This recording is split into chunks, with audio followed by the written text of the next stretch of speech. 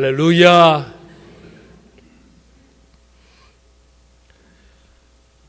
지난 한 주간 우리는 고난주간 특별 새벽기도회를 가졌습니다. 매일 새벽마다 참석하며 많은 성도들이 새벽을 깨우며 주의 전에 나와 함께 찬양하고 말씀 묵상하고 기도하는 시간을 가졌습니다. 특별히 지난 한 주간은 저에게도 참 귀한 시간이었습니다. 일주일 내내 십자가 말씀 묵상하고 예수님의 고난의 의미를 깊이 묵상하는 한 주간이 되었습니다. 너무너무 행복한 시간이었습니다. 역시 아무도 아멘을 안 하시네. 제가 행복하다고 배가 아프지는 않으시죠? 저만 행복한 게 아니고 우리 모든 성도들이 함께 행복한 줄로 믿습니다. 한 주간 새벽을 깨우고 함께 기도한 우리 모든 성도들에게 깊은 감사를 드립니다. 오늘은 부활주일입니다. 부활의 기쁨, 부활의 감격은 십자가의 은혜를 깊이 경험한 자가 누릴 수 있습니다. 왜냐하면 이 부활은 십자가를 전제한 부활이기 때문입니다. 십자가 없이는 부활이 없습니다. 십자가의 은혜가 크면 클수록 부활의 기쁨, 부활의 감격도 커지는 것입니다. 지난 목요일 2일날 새벽에 아프리카 케냐 동부에 있는 가리사라는 대학의 캠퍼스에 테러 단체가 진입을 했습니다. 이슬람 극단주의 무장단체인 알샤밥이라는 소속의 교환들이 4명이 들어가서 기숙사를 습격을 하고 그곳에 있는 학생들 142명을 총으로 죽였습니다. 경찰과 군인 포함해서 148명이 죽는 끔찍한 일이 생겼습니다. 이들이요 새벽 5시에 기숙사를 들어가서 자고 있는 아이들을 깨웁니다. 그리고요 입고 있는 복장을 따라서 무슬림이냐 아니냐를 구분했어요. 그리고 무슬림의 복장을 입는 아이들은 내보냈습니다. 살려주었습니다. 그리고 나머지 아이들 중에 한 명 한 명 물어봅니다. 내가 기독교인이냐 아니냐를 물었습니다. 그리고 내가 기독교인이요 라고 대답하는 아이들은 다 총으로 죽였습니다. 한 여학생이 살아되기 직전에 가족에게 전화합니다. 지금 저들이 우리를 죽이고 있습니다. 엄마 아빠 날 위해 기도해 주십시오. 그런데 이 아이도 안타깝게도 총에 맞아 죽고 말았습니다. 차르티크라는 여학생이요 그 와중에 옥장 속에 숨었어요. 얼마나 무서웠는지요. 숨도 제대로 쉬지 못하고 비명소리 한번 내지 못하고 그 속에 숨어 있었는데 상황이 끝난 걸 알지 못한 거예요. 그 교환들이 다 죽었고 모든 것이 해결됐는데도 알지 못하고 이틀을 그 속에서 옷장 속에서 있었습니다. 이 아이도 예수를 믿는 아이인데요. 그 이틀 동안 너무너무 무서움 속에서 손에 들고 있는 로션병 그걸 마셔가면서 목마름을 참아가면서 하나님 앞에 기도했다는 거예요. 기도하며 지냈다는 겁니다. 살려주세요. 살려주세요. 그 이틀 동안 얼마나 힘들었을까 얼마나 무서웠을까 하는 생각을 해봅니다. 이 케냐 대학을 쑥밭으로 만들었던 그 테러범 중에 한 사람이 이렇게 외쳤습니다. 자기들은 죽음을 두려워하지 않는다. 이번 부활절 즐거운 부활절 될 거야. 그러면서 총을 쏘았습니다. 기독교인들만 총격을 하였습니다. 이번 테러는 기독교인을 향한 테러였고요. 이번 테러는 부활절을 겨냥한 테러였습니다. 너희들이 부활 믿는다고? 다시 살아난다고? 그래 한번 죽어봐. 그러면서 송지를 한 것입니다. 이번 테러로 인하여 슬픔을 당한 수많은 가정들, 특별히 예수를 믿는다는 그 이유 때문에 총에 맞아 죽어갔던 그 케냐의 학생들, 그 가정들, 그리고 살아남았지만 그 공포감에 여러 충격을 받았던 그 학생들을 위해서 여러분 기도해 주시기를 바랍니다. 그리고 이 케냐는 우리 한국 선교사들이 굉장히 많이 나가 있는 곳입니다. 아프리카에서 한국 선교사들이 아마 제일 많이 나가 있는 나라가 케냐인지도 모르겠습니다. 이곳에서 사역하는 많은 선교사님들, 그곳에서 긍휼 사역을 많이 합니다. 가난하고 헐벗고 배고픈 자들에게서 음식도 나누어 주고요. 그곳에 물이 귀하기 때문에 운물도 파고요. 이런 사역들을 하는 선교사들의 안전을 위해서도, 그곳에서 복음을 전하던 선교사들의 안전을 위해서 여러분 기도해 주시기를 바랍니다. 그런데요, 이러한 어려움은 오늘날만 있는 게 아니었습니다. 이미 초대교회 때부터 어려움이 있었습니다. 핍박이 있었습니다. 히브리서 11장 36절 이하에 보면 저들은 조롱과 채찍질을 당하였습니다. 결박과 옥에 갇히는 시험을 받았습니다. 돌로 맞는 것, 톱으로 켜서 죽는 것, 칼로 죽임을 당하고 양과 염소의 가죽을 입고 사자의 밥이 되기도 하고 환난과 궁핍과 학대를 받았습니다. 광야로, 동굴로, 산으로, 토굴로 도망쳐 다니는 그런 모습들이 있었습니다.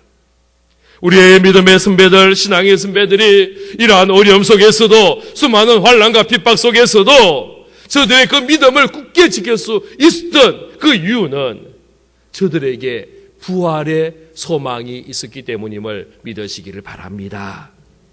하늘나라의 소망이 있었기에 저들은 옥에 갇혀도, 매질을 당하여도, 순교를 하여도, 산으로 들로 도망쳐 다녀도 두려워하지 않고 물러서지 않고 담대함으로 믿음 가운데 갈 수 있었습니다. 고난이 크면 클수록, 환난과 핍박이 많을수록 십자가의 은혜는 더 커집니다. 그리고 이 십자가의 은혜를 크게 보는 사람은 부활의 기쁨도 역시 크게 간직하게 되는 것입니다. 2015년 부활절 아침에 이 자리에 모인 우리 모두에게 하나님이 주시는 놀라운 부활의 기쁨, 부활의 감격, 부활의 소망이 있기를 바랍니다. 우리 주님이 다시 사셨다는 이 사실만으로도 우리에게 당하는 모든 어려움들, 힘든 일들, 환난들, 역경들을 이겨낼 수 있는 원동력이 되는 줄로 믿습니다. 여전히 이 땅에는 예수님의 부활을 믿지 못하는 사람들이 참 많습니다. 부활을 거짓된 것으로 생각합니다. 부활을 허황된 것으로 생각하는 사람들이 많습니다. 오늘 우리가 읽었던 12절 말씀에 보면 그리스도께서 죽은 자 가운데서 다시 살아나셨다 전파되었거늘 너희 중에 어떤 사람들은 어찌하여 죽은 자 가운데서 부활이 없다 하느냐. 지금 죽은 자의 부활을 거부하는 겁니다. 죽은 자의 부활이 없다라고 주장하는 사람들이 있다라는 거예요. 그런데 이들이 누구냐면 지금 바울은 너희 중에라고 고백합니다. 이 너희 중에가 누구냐? 지금 이 고린도서를 우리가 읽고 있습니다. 고린도 사람들에게 보낸 편지가 아니고 고린도 교회에 보낸 편지입니다. 지금 이 글을 읽는 사람들은 교회의 성도들입니다. 고린도 교회에 속한 사람들인데 저들 가운데 어떤 사람들은 부활을 인정하지 못하고 부활을 믿지 못하겠다라고 주장하는 사람들이 있다라는 거예요. 우리 구독에 속한 모든 성도님들은 다 예수의 부활을 100% 확신하고 믿는 줄로 믿습니다. 그러네요. 그러나 아직 이 땅에 많은 크리스찬 중에서도 부활을 믿지 못하겠노라 말하는 사람들이 있습니다. 몇 년 전 자료에 보니까 호주의 사람들 가운데 40%만이 부활을 믿는다라고 설문조사한 것을 보았습니다. 2006년 통계이긴 하지만은 서울과 경기도와 경상도 등에 있는 교회 다니는 중고등 학생들에게 설문조사를 했습니다. 예수님의 부활을 역사적인 사실로 믿느냐? 여기에 예라고 대답한 학생이 88.3%였습니다. 굉장히 높은 수치죠. 그러나 그럼에도 불구하고 12.4%는 믿지 못하겠다, 못 믿겠다, 잘 모르겠다라고 답을 하였습니다. 왜 못 믿느냐라고 물었더니 첫 번째는요, 내가 보지 못했기 때문에 믿을 수 없다라고 대답을 합니다. 이것이 자그마치 61.9%나 되었습니다. 과학적인 논리로 설명이 불가능하기 때문에 나는 못 믿겠다라고 이야기한 학생이 23.3%입니다. 심지어는 그거 꾸며낸 이야기입니다 라고 대답한 사람 14.3%나 되었습니다. 교회를 다니고 있는 학생들 속에서도 이런 고백들이 있더라는 겁니다. 사실 주님의 부활 아무 의심 없이 믿는다는 거 쉽지 않습니다. 왜냐하면 예수님의 제자 중에 한 사람 도마도 못 믿겠다라고 이야기했단 말이에요. 다른 모든 제자들이 내가 예수님 만났습니다. 내가 주님 직접 만나고 이야기하고 주님의 그 손바닥 내가 다 목격하고 주님이 살아나신 건 내가 봤다라고 증거하는데도 불구하고 그 자리에 참여하지 못했던 도마가 뭐라고 하느냐? 내 눈으로 보지 못했기 때문에, 내 손으로 그 못자국, 그 창자국 만져보지 않았기 때문에 믿지 못하겠더라고 이야기를 하는 거예요. 예수님이 제자의 한 사람도 자기 눈으로 안 보고 자기 손으로 안 만져서 못 믿겠다라고 했는데, 우리가 2000년 전 예수님의 부활 사건을 우리 눈으로 보지도 못하고 과학적으로 증명도 안 되는 그 일을 우리가 믿는다는 그 믿음이 얼마나 대단하냐라는 거예요. 그러나 사실 또 따지고 보면 내가 보고 믿고 만지고 믿는 것은 그 믿음이 아니에요. 그건 그냥 인정하는 거죠. 믿음이 아니죠. 믿음이 뭐냐? 내가 안 봤음에도 믿는 게 그게 믿음이에요. 할렐루야. 믿음은 바라는 것들의 실상이요 보지 못하는 것의 증거다라고 히브리서 11장 1절에서 말했습니다. 내가 보지 않지만 내 눈에 보이는 것처럼 믿고, 지금 나에게 이루어지지 않았지만 이것이 이루어진 것으로 내가 받아들이며 믿는 이것이 우리의 믿음이 되는 것입니다. 예수님 당시에요, 큰 두 개의 종파가 있었습니다. 첫 번째가 바리새파 사람들이 있었고요, 두 번째가 사두개파 사람들이 있었습니다. 이 두 종파는 신학적으로 여러 가지 모습으로 대조가 되었습니다. 그런데 이 사두개파 사람들이 특징이 뭐냐 하면 저들이 부활을 믿지 않았다라는 거예요. 유대인인데도, 하나님의 백성이라고 이야기하는 사람들인데도, 성경을 잘 안다고 하는 사람들인데도 불구하고 저들은 육체의 부활을 믿지 않았습니다. 그냥 이 땅에 잘 살다가 죽으면 끝. 이것이 사두개파 사람들의 신앙이라는 거예요. 예수님 당시에 초대교회의 중요한 이단 중에 하나가 영지주의라는 이단이 있습니다. 이 이단의 특징이 뭐냐? 예수님의 육체의 부활을 부인하는 거예요. 예수님이 영으로 나타나셨다라는 거예요. 육체는 그 영지주의 입장에서는 부정하고 깨끗하지 못한 것이기 때문에 육체는 살아날 수 없다는 거예요. 그래서 예수님 부활하신 것은 영으로 나온 거지 육체가 아니다라고 주장하는 초대교회의 이단도 있었습니다. 예수님의 부활을 믿지 못하겠다는 사람들 굉장히 많습니다. 마태복음 28장 13절에 보면 대제사장들이, 서기관들이, 바리새인들이 예수님 혹시 살아날까 봐 군인들을 그 무덤에 지키게 했어요. 누구도 꼼짝신도 못하도록 막아섰습니다. 그런데 3일째 되는 날 무덤 문이 열리고 주님이 살아나셨어요. 그 사실을 누가 봤느냐? 그 무덤을 지키던 파수꾼들이 본 거예요. 대제사장에게 찾아갑니다. 자기들이 본 것을 이야기합니다. 그랬더니 대제사장이 돈을 주고, 너희들이 잘 때에 밤에 자다가 보니까 제자들이 와가지고 예수님 시신 훔쳐서 도망갔다. 그렇게 이야기해라. 그게 초대교회가 생겨날 그때에 퍼진 소문이에요. 도적설이라고 이야기합니다. 제자들이 시신을 훔쳐가고, 그리고는 빈 무덤 바라보며 야, 믿음이 비었지 않냐? 살아나셨다. 그렇게 말했다라는 것입니다. 그러나 주님의 제자들, 우리가 잘 알다시피 그렇게 용감하지 않았습니다. 저들은 겁이 많았습니다. 예수님 붙잡힐 때 다 도망갔습니다. 수제자라는 베드로는 3번이나 주님 모른다고 부인하였습니다. 예수님 부활의 소식이 들렸음에도 불구하고 저들은요, 다락방에 꽁꽁 숨어서 문 잠그고 숨죽이고 앉아있던 사람들입니다. 저들 가운데 용기 없었습니다. 그리고 그 장소는 군인들이 굳게 지키고 있는 곳이었습니다.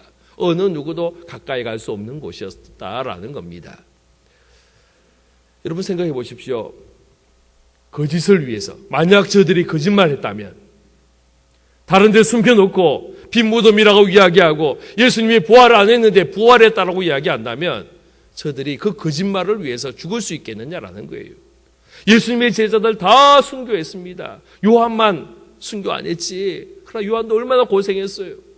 모든 제자들 다 복음 전하다가 순교했습니다. 그 복음이 뭡니까? 예수님이 십자가에 못 박혔고 그 십자가에 못 박혀 돌아가신 주님이 다시 살아나셨다. 이거 증거하고 다녔습니다. 이것이 저들의 메시지였습니다. 그러다가 저들 다 순교하고 죽었다라는 거예요. 여러분, 참을 위해서, 정의를 위해서, 옳음을 위해서는 죽는 사람들이 있습니다. 그러나 거짓을 위해서 죽을 수는 없는 거예요. 그것도 모든 제자들이 한결같이, 그 중에 한 사람도 빠짐없이 모든 사람들이 다 거짓을 위해서 죽을 수는 없는 거예요. 그들의 순교의 모습을 보면 분명히 저들은 예수님을 만났고 부활의 주님을 만났고 부활의 주님을 경험하였기에 저들은 그 부활을 증거하다가 자기의 목숨조차도 아까워하지 않았다라는 거예요. 또 아주 대표적인 부인하는 사람들의 모습이 뭐냐면 기절설이 있었어요. 들어보셨어요? 기절설. 예수님이 십자가에서 죽지 않고 기절했다는 거예요. 그래가지고 무덤에 들어갔다가 3일 만에 깨어나가지고 나와서 보니까 사람들이 살아나셨다. 그렇게 이야기를 했다는 거예요. 그러나 여러분, 로마의 군인들이 그렇게 호락호락하지 않습니다. 로마의 군인들은 십자가 처형의 전문가들입니다. 확인하고 또 확인합니다. 예수님이 죽었는지 확인하고, 그래서 그 죽음을 확인하기 위해서 옆구리에 창을 찌르던 사람이 로마의 군인들입니다. 빌라도 총독이 예수님이 이미 죽었다라는 이야기를 들을 때에 수상하게 생각했습니다. 그래서 확인시킵니다. 군인을 보내고 백부장을 보내서 진짜 죽었는지 확인하게 하고 시신을 내주라라고 이야기를 합니다.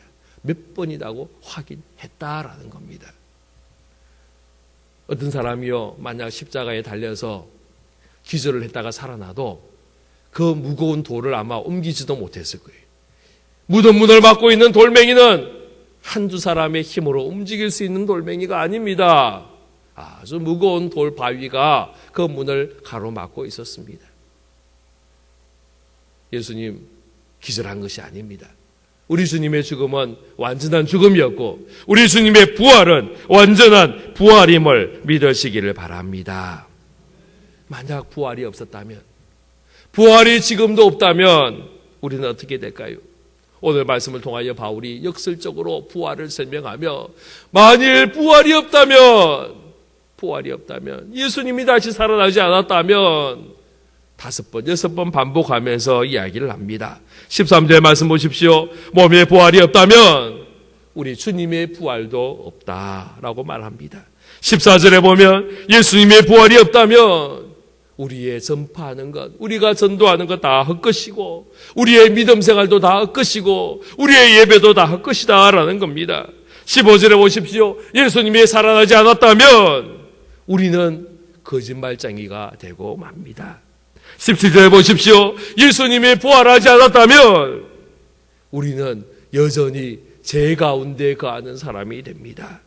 18절 말씀 보십시오. 예수님이 부활하지 않았다면 우리는 망하는 자가 되고 맙니다. 19절 보십시오. 예수님이 부활하지 않았다면 우리는 이 세상에서 가장 불쌍한 사람 중에 불쌍한 사람이 되고 마는 것입니다. 부활이 없다면 큰일 납니다. 부활이 없으면 주님의 부활도 없고 예수님의 부활이 없으면 나의 부활도 없고 예수님의 부활이 없으면 믿음도 없고 예수님의 부활이 없다면 지금 우리가 수고하고 애쓰는 것의 보상도 없게 됩니다. 그러나 여러분 안심하십시오. 우리 주님은 분명히 살아나셨습니다. 할렐루야. 수많은 사람들이 예수의 부활을 부인하고 거부하여도 2000년 동안 이 부활의 소식은 여전히 전파되었고 부활을 확신하는 사람들의 손에 의해서 그들의 입술을 통하여 전해져서 우리에게도 온 것입니다. 우리나라의 첫 번째 선교사가 와서 복음을 전하는 그날도 바로 부활절 아침이었습니다. 우리나라의 부활의 기쁨의 소식을 가지고 주의 복음이 전파되었습니다. 우리 주님의 사심은요, 살아나심은 오늘 말씀해 보니까 첫 열매가 되셨다라고 말씀하고 있습니다. 첫 열매란 말이 귀한 말씀입니다. 예수님의 부활은 예수님 혼자만의 부활이 아닙니다. 예수님 혼자 죽으셨다가 살아나신 그 부활을 우리가 기뻐하는 것이 아닙니다. 우리 주님의 부활은 첫 열매입니다. 여러분, 이스라엘 백성들에게 첫 열매는요, 의미가 있는 것입니다. 양이 새끼를 베고 소가 새끼를 낳을 때에 그 첫 번째 태어난 것은 다 하나님의 것입니다. 곡식을 추수할 때에 첫 번째 추수한 것은 다 하나님의 것입니다. 그 첫 번이 중요해요. 그런데 이 첫 번이 하나, 둘, 셋, 넷 그 순서의 첫 번째가 아니고 전체를 포함하는, 전체를 대표하는 첫 번째다라는 겁니다. 그래서 양이 새끼를 낳는데 그 첫 번째 것을 하나님께 드리지만은 이 모든 것 다 하나님의 것입니다. 그리고 드리는 거예요. 곡식을 추수하는데 첫 번째 것을 하나님 앞에 드리지만은 이 모든 곡식 하나님이 주셨고 하나님이 키워주셨고 하나님이 열매 맺게 하셨습니다. 그리고는 첫 번째를 드리는 거예요. 예수님이 부활의 첫 열매가 되셨다는 것은 예수님 혼자 부활하시고 끝나는 것이 아니라 그 부활을 믿고 주님을 의지하고 예수님을 나의 구주로 모시고 따라가는 우리 모두도 주님이 부활하신 그 부활의 첫 열매를 쫓아 우리도 살아난다라는 것을 말씀하고 있음을 믿으시기를 바랍니다. 할렐루야. 고린도전서 15장 22절 23절의 말씀 보면요, 아담 안에서 모든 사람이 죽은 것 같이 그리스도 안에서 모든 사람이 삶을 얻으리라.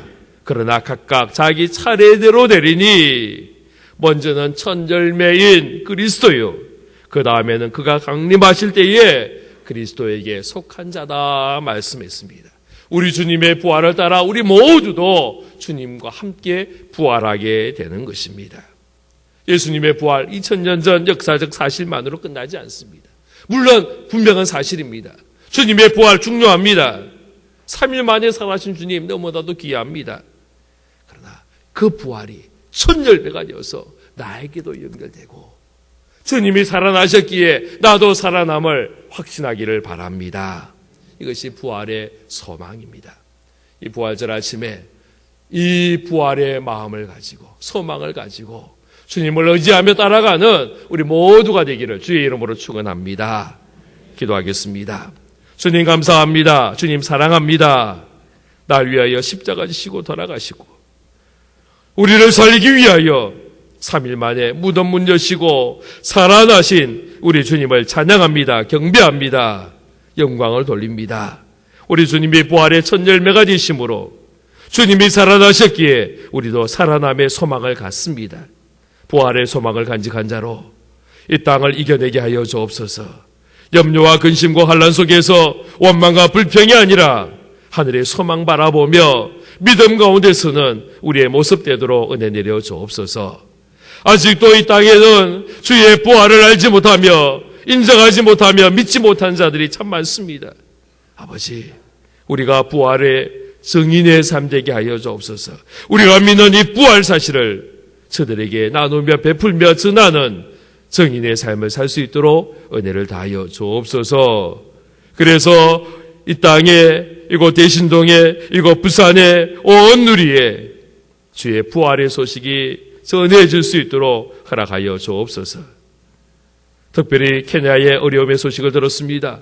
아버지 하나님, 슬픔 가운데 있는 저들에게도 부활의 소식이 전해질 수 있도록 허락하여 주시고, 순교자의 피가 교회의 씨앗이라고 하셨는데 저들의 순교의 모습을 통하여 케냐의 교회들이 세워지며 하나님의 나라가 되게 하시고 구원받는 자들이 날마다 많아질 수 있도록 은혜를 다하여 주옵소서.